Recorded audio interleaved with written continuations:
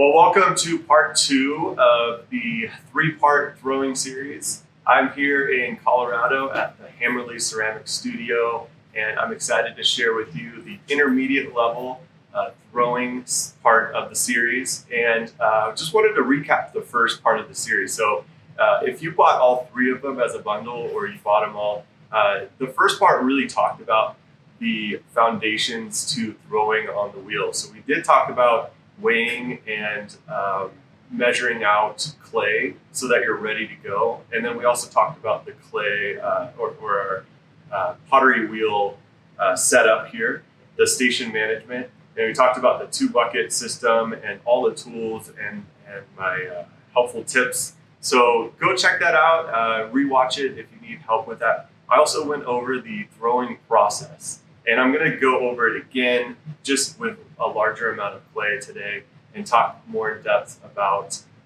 developing your form and your style, kind of using the cup and the mug as a foundation or a starting point to develop a base and a pitcher. And we're also going to be talking about, in the second part, we're going to be talking about wedging. So I consider 3 different types of wedging that you could try for larger amounts of clay. And we're also going to be talking about, well, I guess just overall tips and tricks to move a larger amount of clay. So where to put your hands, the pressure that you're pushing. I also have a really nice demonstration on showing the inside, what's happening on the inside with my left hand. And I'll give that demo. And then we will talk about just, I guess, more developing base and pitcher ideas. And then we'll add handles.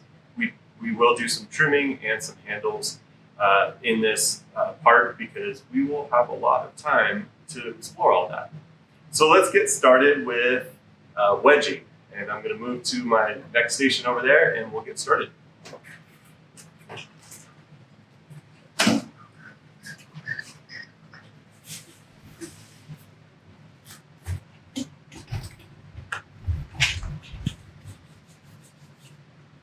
In the first part of the series, we talked about just cutting balls of clay or chunks of clay from the bag and making them into balls just by weighing them. This time, I'm going to cut from the bag and then weigh out 3 pounds of clay for my base and my pitcher. My pitcher might actually turn into a 4-pound base or a 4-pound pitcher. So it'll be 3 and 4 pounds. And then I'm going to show you how to wedge, because when you use a larger amount of clay, you want to get that clay moving in a nice spiral so that when you put it on the wheel, it's ready to go. So everything I'm trying to teach you is that these things will help you set yourself up for success for the wheel and throwing so that you don't struggle through the parts that you don't need to struggle through. So the 3 types of wedging that I'm going to talk about, 2 of them are spiral wedging, but one is the conch shell and the other one is a ram's head spiral. So the third is kind of a cut and slap method. And Curt, I forgot to get a string tool. Can you grab one really quick just for that part of the demo? So the first one I wanted to show you was the spiral. Which, or conch. what do you think? That one's fine. Yeah, yep. So the first part, or the first type of spiral wedging, actually, let's go back. Let's do the ram's head, because the ram's head is actually the more fundamental one. So the ram's head is pushing against your palm, or both palms evenly, and pushing and rotating the clay back. And I'm going to have Curt switch to a different camera so that we can see the ram's head. So we're going to start by just weighing out 3 pounds of clay, and we're going to push with our palms together into the clay. So keeping our elbows straight and our body and our shoulder directly over the clay, or maybe slightly behind it, but enough so you can put some weight into the clay. And once you do your first push, you're going to rotate the clay backward and grab the sides and then kind of squeeze and connect your palms again. So I'm holding the sides and I'm pushing into where my palms are. So holding the sides of this ball of clay and then pushing into my palms. And notice that this area here where my palms are pushing into it, they aren't extreme. So here's what an extreme wedging technique would look like. That is too extreme, that's pushing too much of the clay flat, and when I go back to wedge or to pull the clay back, I'm going to trap a bunch of air right here. So that's what not to do. I have to kind of go back from the start. Okay, so here's what you want to do. You want to do a small push and rotate back. Is that a good camera angle? You guys getting that? Yeah, I'm kind of moving back and forth between these two. Okay. And when you're wedging, start slow. And as you get the rhythm, you can start going faster. Right? And I was always told in my college years to wedge the clay 50 times, 5-0. And that's just a good number to work with. We didn't really talk about a surface that you can wedge on. This is just a masonite surface, but you could, if the clay is very wet, you could wedge on plaster. People wedge on cement. Anything that's flat, a flat surface that helps absorb some of the water, that's absorbent. So a plastic surface is hard to wedge on because it sticks. A metal surface is hard to wedge on, again, because it sticks. So something that's porous or absorbent is helpful to wedge on. All right, the finish. It's all about the finish when you're wedging, because you don't want to take this over to the wheel and just throw it on the wheel. So you have to finish. Think about a croissant. So when a croissant is rolled up, you want this extra little tip to roll into the rest of the ball of clay. And I'm going to do that just by rolling that. So someone's saying, so would you say any air bubble present when you wire it in half is most likely due to not enough wedging? Okay, so if you want to check to make sure that you're not wedging air in, or make sure that if you're using like reclaimed scrap clay and you're wedging that together, most likely there's going to be a bunch of trapped air. It could be that you're wedging air into it by pushing too aggressively and then folding that clay over and trapping the air. Or it could have been that there was air pockets present and you hadn't wedged it enough times to get those air bubbles out.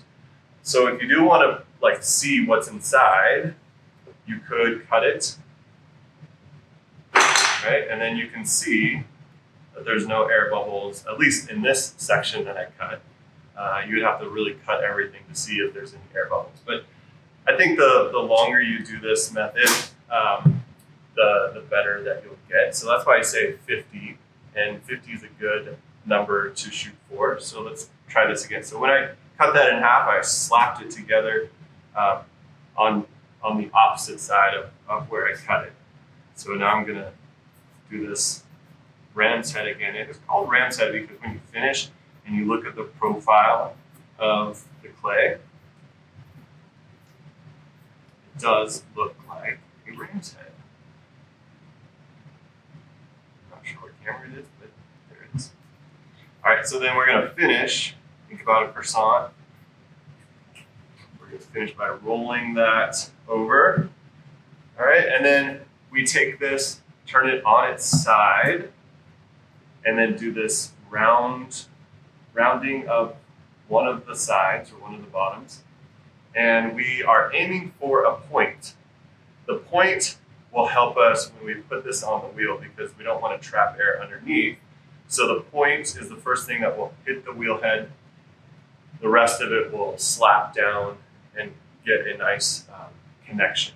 So that's the first style of spiral wedging. Now the conch shell wedging is very similar in the sense that you're putting your palms together, but this time I'm using most of my pressure with my right palm, and I'm pushing down, and then I'm rotating back and also ticking 1 second on the clock every time that I wedge.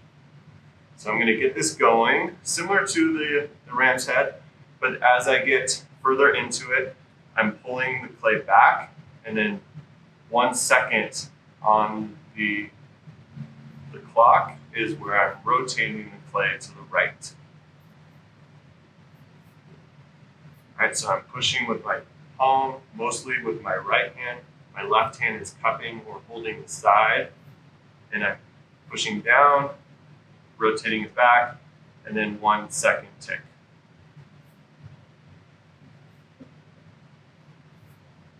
And when you do that, the clay is moving in a spiral back into itself. And then again, the finish. It's all about the finish with this wedging here. So I want to make sure that this section here lays flat onto the spiral. So I'm going to push gently and rotate back toward me and kind of roll into this cone shape. So now there's no lumps of clay here. And we have the larger side of the cone is going to be the bottom. And we're going to do that same kind of rolling motion. Make sure that there's no trapped air. So if there is, I just kind of pat it with my fingers. And then I'm ready to go and put that onto my wheel head. That is the preferred style for when I am wedging. And then the last style would be the cut and stack. So if you have bad wrist, or it doesn't feel right, or you feel like you're wedging air back into the clay by doing this, a third option is to take the clay, cut it, and you're going to throw the clay onto a surface, and I'm going to throw it, the cut side will be facing up. And I can even see right now that what happened was a little air bubble that was trapped inside opened. And then I'm going to take another piece of clay, cut it from that other chunk, and then I'm just going to throw it down against that piece. And what's happening is it's moving the clay, and it's also exposing air bubbles and hopefully popping all of them by the time you do this. I don't know if I have a number of how many times you should do this, but I would say at least 10 times.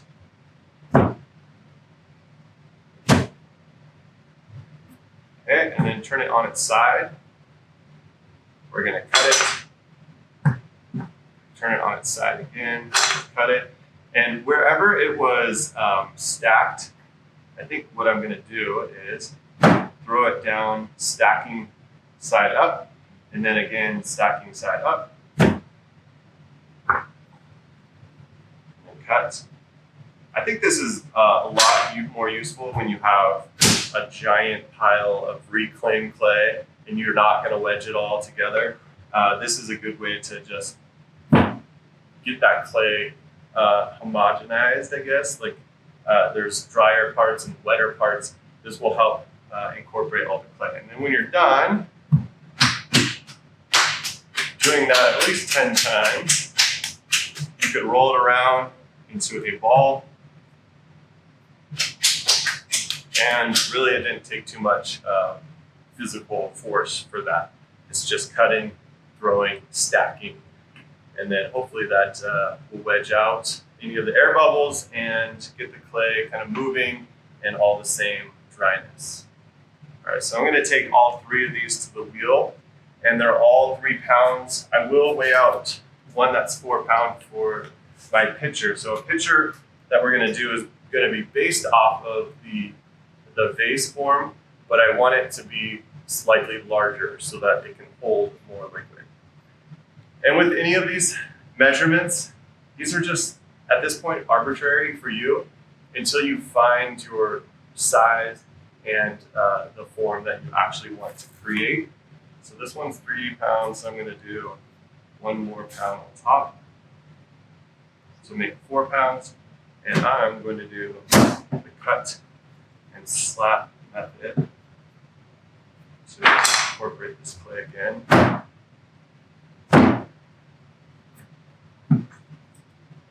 Any questions about wedging so far?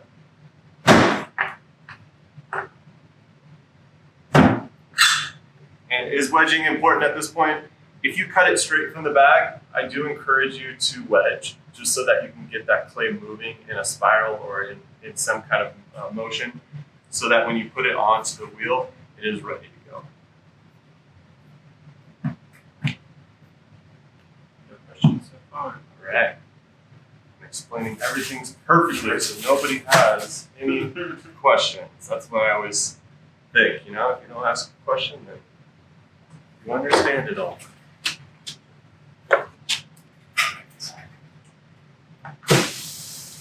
And another station management trick, if I'm wedging out or weighing out larger balls of clay, I would use the whole bag and do the same thing. So I would do a whole bag of 3 pounds or 4 pounds. And if there's any left over, then I would just make smaller balls for handles or trimming or whatever else might be in the steps that I'm doing.